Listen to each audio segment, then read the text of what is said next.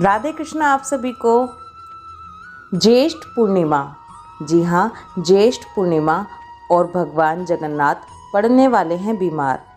क्या आप जानते हैं कि हर साल की ज्येष्ठ पूर्णिमा को जगन्नाथपुरी के भगवान बीमार हो जाते हैं? ये कैसे होता है, क्यों होता है, इसके पीछे की कथा क्या है? जब भगवान बीमार होते हैं तो वहाँ कैसे भगवान का ध्यान रखा जाता है, सब कुछ बताऊंगी आपको आज की इस वीडियो में। हिंदू धर्म में पूर्णिमा तिथि का विशेष महत्व होता है और ज्येष्ठ पूर्णिमा तो बहुत ही विशेष होती है। ज्येष्ठ पूर्णिमा के दिन ओडिशा में स्थित जगन्नाथपुरी में भगवान जगन्नाथ की स्नान यात्रा का महोत्सव मनाया जाता है, जिसमें भगवान जगन्नाथ, बलराम और सुभद्रा जी के काष्ठ विग्रहों को स्नान के लिए मंदिर से बाहर लाया जाता है। इस यात्रा को पहांडी कहा जाता है। श्री विग्रहों को मंदिर से बाहर लाने के बाद उन्हें सूती परिधान धारण करवाकर उन्हें फूलों के आसन पर विराजमान किया जाता है। पुष्प आसन पर विराजमान करने के बाद भगवान जगन्नाथ को 108 स्वर्ण पात्रों द्वारा कुएं के चंदन मिश्रित शीतल जल से स्नान कराया जाता है। शास्त्र अनुसार कथा है कि भगवान जगन्नाथ ने स्वयं महाराज को मंदिर के सम्मुख एक वट वृक्ष के नीचे एक कुआं खुदवाकर उसके शीतल जल से अपना स्नान कराने का आदेश दिया था। इस स्नान के बाद 15 दिनों तक किसी को भी उनके दर्शन करने की आज्ञा नहीं होती है। इस जेठ की भीषण गर्मी में शीतल जल से स्नान करने के कारण भगवान जगन्नाथ को बुखार आ जाता है और वो अस्वस्थ हो जाते हैं। शास्त्रों के अनुसार भगवान जगन्नाथ के अस्वस्थ होने की उनकी इस लीला को ज्वर लीला कहा जाता है। इस अवधि में केवल उनके जो निजी सेवक होते हैं, जिन्हें दैत्यगण कहा जाता है, वो ही उनके एकांतवास में प्रवेश कर सकते हैं। 15 दिनों की इस अवधि को अनवसर कहा जाता है। अनवसर के इस काल में भगवान जगन्नाथ को उनके स्वस्थ होने के लिए जड़ी बूटी, खिचड़ी, दलिया और फलों के रस का भोग लगाया जाता है। अनवसर काल यानी कि जब ये 15 दिन बीत जाते हैं, उसके बाद भगवान जगन्नाथ पूरी तरह से स्वस्थ हो जाते हैं और अपने भक्तों से मिलने के लिए रथ पर सवार होकर निकलते हैं, जिसे सुप्रसिद्ध रथ यात्रा कहा जाता है ना भगवान की कितनी सुंदर लीला। लेकिन ऐसा होता क्यों है? आखिर क्यों भगवान हर साल इस तरह से बीमार पड़ जाते हैं?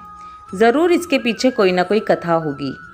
जी हाँ, इसके पीछे एक बहुत ही सुंदर कथा है जो मैं आपको अब सुनाने वाली हूँ। बड़े भाव के साथ इस कथा को सुनिएगा। भगवान के भक्तों की जो भी कथा होती है उसे बड़े भाव के साथ सुना कीजिए, तभी उस कथा का पूरा आनंद आपको मिल पाएगा। इस कथा के अनुसार उड़ीसा प्रांत में जगन्नाथपुरी में एक भक्त माधव दास जी अकेले रहते थे। संसार से इनका कोई लेना देना नहीं था।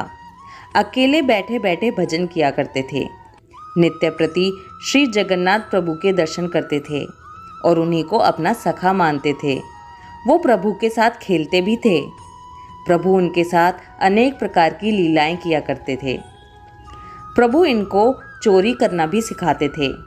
आपको याद होगा ना, हमने भक्त माधव दास जी की एक कथा पहले भी सुनी थी, जिसमें भगवान ने माधव दास जी को कटहल चोरी करना सिखाया था। अगर आपने जगन्नाथ जी की और भी कथाएं अभी तक नहीं सुनी हैं तो डिस्क्रिप्शन बॉक्स में जाकर लिंक पर क्लिक कीजिए। उस लिंक को क्लिक करके आपको जगन्नाथपुरी के सभी रहस्यों की वीडियोस मिल जाएंगी। वापस कथा पे आती हूँ। भक्त माधव दास जी अपनी मस्ती में मग्न रहते थे। एक बार माधव दास जी को अतिसार का रोग हो गया। वो इतने दुर्बल हो गए कि उठ बैठ तक नहीं सकते थे, लेकिन जब तक उनसे बना वो अपना कार्य खुद करते रहे। वो सेवा किसी से भी नहीं लेते थे। कोई कहे महाराज जी हम करते हैं आपकी सेवा, तो कहा करते थे नहीं, मेरे तो केवल एक जगन्नाथ जी ही हैं, वो ही मेरी रक्षा करेंगे। ऐसी दशा के कारण उनका रोग और बढ़ता चला गया।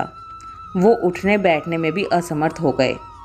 माधव दास जी का रोग इतना अधिक बढ़ गया था कि उन्हें पता भी नहीं चलता था कि कब मल मूत्र त्याग देते थे। उनके वस्त्र और उनका शरीर खराब हो जाता था। उनके शरीर से दुर्गंध आने लगती थी। तब श्री जगन्नाथ जी खुद सेवक बनकर उनके घर पहुँचे और माधव दास जी को कहा कि हम आपकी सेवा करते महाराज। अपने प्रिय भक्तों के लिए प्रभु क्या क्या नहीं करते। माधव दास जी के खराब हुए वस्त्रों को भगवान श्री जगन्नाथ जी अपने हाथों से साफ किया करते थे। उनके पूरे शरीर को साफ करते थे और उनको स्वच्छ करते थे। इतनी सेवा तो कोई अपना भी नहीं कर सकता जितनी सेवा श्री जगन्नाथ भगवान ने अपने भक्त माधव दास जी की है। जब माधव दास जी को होश आया तब उन्होंने तत्काल पहचान लिया कि ये तो मेरे प्रभु ही हैं। एक दिन तो श्री माधव दास जी ने पूछ लिया, प्रभु आप तो त्रिभुवन के स्वामी हो, आप मेरी सेवा कर रहे हो। आप चाहते तो मेरा ये रोग दूर भी तो कर सकते थे। रोग दूर कर देते तो ये सेवा करनी ही नहीं पड़ती। इस पर ठाकुर जी ने कहा, देखो माधव, मुझसे भक्तों का कष्ट सहा नहीं जाता, इसी कारण तुम्हारी सेवा मैंने स्वयं की। लेकिन जो प्रारब्ध होता है, जो भाग्य में होता है, उसे तो भोगना ही पड़ता है। अगर आप उसको काटोगे नहीं तो इस जन्म में नहीं, पर उसको भोगने के लिए फिर आपको अगला जन्म लेना ही पड़ेगा। और मैं नहीं चाहता कि मेरे भक्त को फिर से प्रारब्ध के कारण अगला जन्म दुख भोगने के लिए लेना पड़े। इसलिए मैंने स्वयं तुम्हारी सेवा की। लेकिन अगर फिर भी तुम कह रहे हो तो भक्त की बात तो मैं टाल भी नहीं सकता। भक्तों के सहायक बनकर प्रभु उनको प्रारब्ध के दुखों से, कष्टों से बड़ी सरलता से पार कर देते हैं। अब तुम्हारे प्रारब्ध में ये 15 दिन का रोग और बचा है, इसलिए अब 15 दिन का रोग तू मुझे दे दे। 15 दिन का वो रोग जगन्नाथ प्रभु ने माधव दास जी से ले लिया। इसीलिए आज भी जगन्नाथ भगवान रोगी होते हैं। ये कोई कहानी नहीं है, ये पूर्ण रूप से प्रमाणिक सत्य है। ज्येष्ठ पूर्णिमा के दिन से अगले 15 दिनों तक जगन्नाथ भगवान बीमार रहते हैं। 15 दिन के लिए मंदिर के पट बंद कर दिए जाते हैं और उनकी रसोई भी बंद कर दी जाती है। 15 दिनों तक जगन्नाथ भगवान को अलग अलग प्रकार के काढ़ों का भोग लगाया जाता है, जिससे वो जल्दी से जल्दी ठीक हो जाएं। इन दिनों में भगवान को 56 भोग नहीं खिलाया जाता। उसकी जगह इन 15 दिनों में भगवान को काढ़ों का भोग लगाया जाता है। इस दौरान भगवान को आयुर्वेदिक जड़ी बूटियों का भी भोग लगाया जाता है। जगन्नाथ धाम मंदिर में तो भगवान की बीमारी की जांच करने के लिए वैद्य भी आते हैं। काढ़े के अलावा फलों का रस भी भगवान को दिया जाता है और दूसरी तरफ भगवान को शीतल लेप भी लगाया जाता है। बीमारी के दौरान उन्हें फलों का रस, छेना का भोग लगाया जाता है और रात में सोने से पहले मीठा दूध अर्पित किया जाता है। इस दौरान मंदिर के पट पूरी तरह से बंद कर दिए जाते हैं। भगवान की आरती भी नहीं की जाती। बस वहीं मंदिर के किनारे पर पंडित जी एक अगरबत्ती जलाकर रख देते हैं।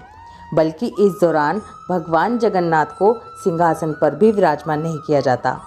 उन्हें खाट पर ही लिटाया जाता है। उन्हें राजसी वेश से मुक्त कर दिया जाता है और उन्हें हल्के वस्त्र पहनाए जाते हैं। भगवान की खूब सेवा की जाती है। उनको जादुई काढ़ा पिलाया जाता है। इसे जादुई काढ़ा इसलिए कहते हैं क्योंकि इसमें तरह तरह की जड़ी बूटियाँ मिली होती हैं। अमावस्या के दिन भगवान मीठा दूध पीने के बाद स्वस्थ हो जाते हैं और उसके बाद हर वर्ष आषाढ़ मास की द्वितीया तिथि को अपने भक्तों को दर्शन देने के लिए रथ पर विराजते हैं और भव्य रथ यात्रा निकाली जाती है जो 10 दिनों तक चलती है। कैसा लगा आपको भगवान की इस सच्ची लीला को जानकर? ये कोई कहानी नहीं, सत्य घटना है। आज भी भगवान बीमार होते हैं, इसलिए ज्येष्ठ पूर्णिमा आए तो आप भी जगन्नाथ भगवान के स्वस्थ होने की रोज़ कामना कीजिए कि हमारे प्रभु जल्दी से स्वस्थ हो जाएं और सिंहासन पर विराजें। अगर आपको ये वीडियो अच्छी लगे तो ज़्यादा से ज़्यादा लोगों के साथ शेयर कीजिए। बोलो भगवान जगन्नाथ की जय। राधे कृष्णा।